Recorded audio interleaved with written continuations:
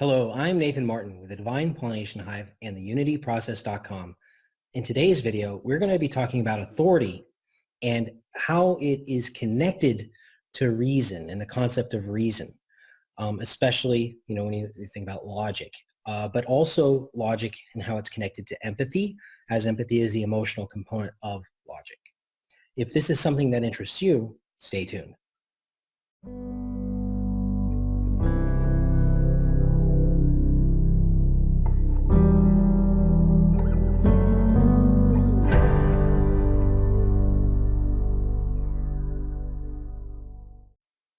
So I've been studying the works of John Locke, especially on Government 1 and 2, where on Government 1 was basically combating the idea of the time that there was this thing called the Divine Right of Kings, which was a book called Patriarcha, which said and laid out the argument that Adam was the firstborn of all creation and that there's a law that says that children should obey their parents or their father. Actually, it says father and mother, but they omit the mother part and they just say father.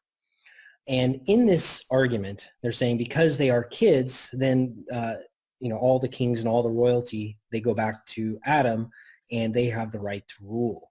And they have this divine right as a king to rule their land, and their subjects are to look at them as a parent. And the child is thus a subject to them. So their subjects are children, and that's how they view this relationship. Subjects are children, and the kings and the royalty and the nobility, they are parents. And so the first book is basically about combating that. And the second book is about putting forth his own views on natural law and common law and how that is different from civil law. How civil law is about what kings and rulers and tyrannies do, and that it's really not about, that each person is their own adult. Each person comes into adulthood when they acquire reason. And so I was thinking about this today with my dog, because I walk my dog every day, and I am what some people might consider authoritarian. I'm an authority with my dog, but I'm not an authoritarian per se, but I am very strict with her when we're on our walks. She has to heel. She can lag behind. That's not a big deal. She can smell things, basically read the paper. She can pee, poo, whatever that kind of stuff is, because we live in a forest and stuff. And she'll walk right by my side though and not go in front of me. If she walks in front of me, then she gets a little 3-finger Caesar Milan tap on the rear, and I make the sound, the sh sound, and she knows she has to come back. And I trained her this way by taking a leash and putting it around the upper part of her neck, because that's actually the part you can kind of lead them. And every time that she would kind of get out of line, I would just make the sound sh, and I would jerk that kind of this way or that way. It didn't matter. And then maybe kind of do a kick. It's very kind of like it's a soft kick, just basically enough to get them off balance. So you kind of jerk one way and you kind of tap them on the rear the other way, and you make the sound at the same time. So what you're doing is you're creating an association between the sound and, the sh sound and the correction. So the action and the sound happen at the same time. And then after that, what happens is you can take them off the leash, and then every time you make the sound, then because the association there is with the correction, they know to correct. And so we were walking, and she started kind of getting closer to some barbed wire. And in that walk, I was like, well, so I started making the sound and then tell her to come back to me. And a lot of people might think that that's harsh, but I was just trying to protect her because I have the reason. I understand. I have this thing called reason. I understand the dangers of barbed wire. She does not understand the dangers of barbed wire unless she gets firsthand into that. And because I don't really want to take her to the doctor so she can understand that, ow, don't get near barbed wire, I'm just going to do that. And I don't want to have her understand through getting hit by a car. And so if there's a busy street, then I'm going to put her on that leash. So because of this, I understand that. I understand dog's psychology. I understand her, and I understand how to work with her. And because of that, I am an authority over her. In the same way, I'm an authority over my children because I have understanding that they do not have. Now, it is my job as a parent to give them understanding through using things like Socratic dialogue, asking them good questions, not taking responsibility for their failures, letting them experience natural consequences of their failures, asking them how they think they're going to work through a situation rather than giving them answers to their situations. Now, that is my job, to help them come into the age of reason so that they can get to that age where they take more and more control and authority over their own life, because the word authority comes from the word author.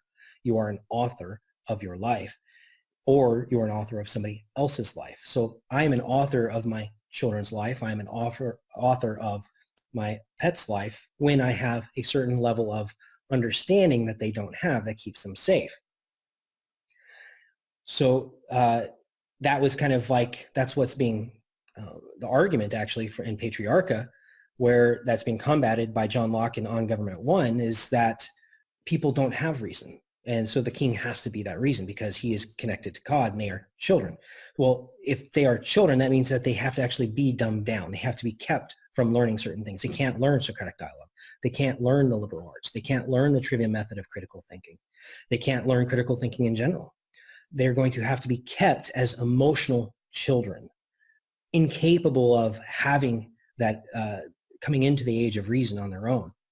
So that is what is important to realize. This is how people are controlled. This is how society is controlled. Is if we do not govern ourselves, what is self-government? That means that I have reason. I have the capacity to self-reason, and I am emotionally competent and reasonable as a human being. Now, it should be said that reason isn't just logic.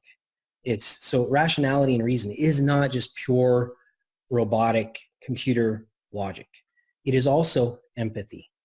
So reason has empathy because empathy understands.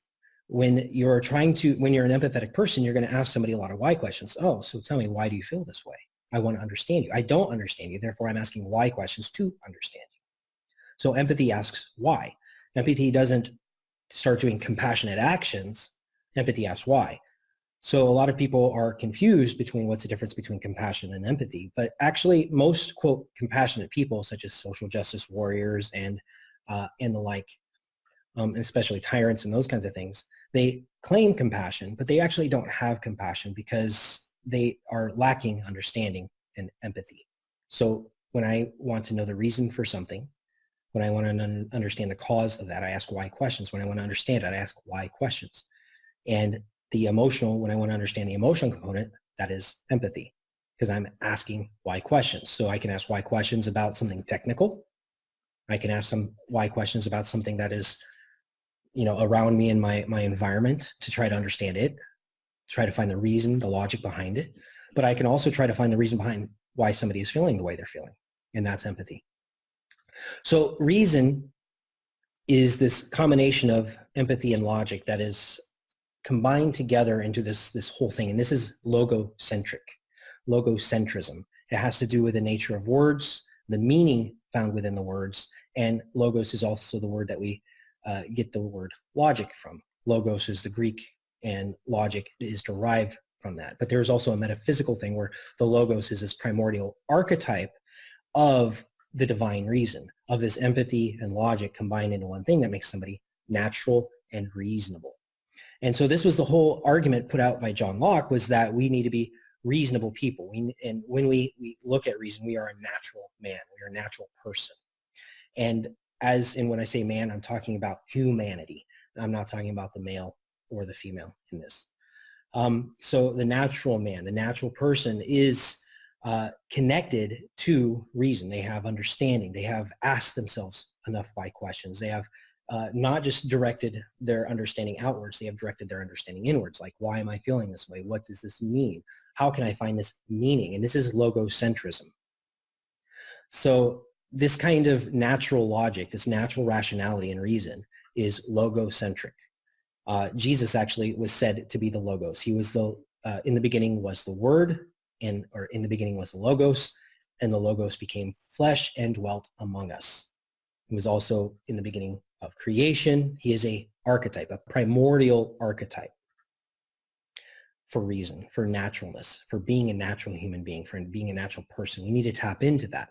So my children, I am an authority over, because they have not yet developed this ability to reason.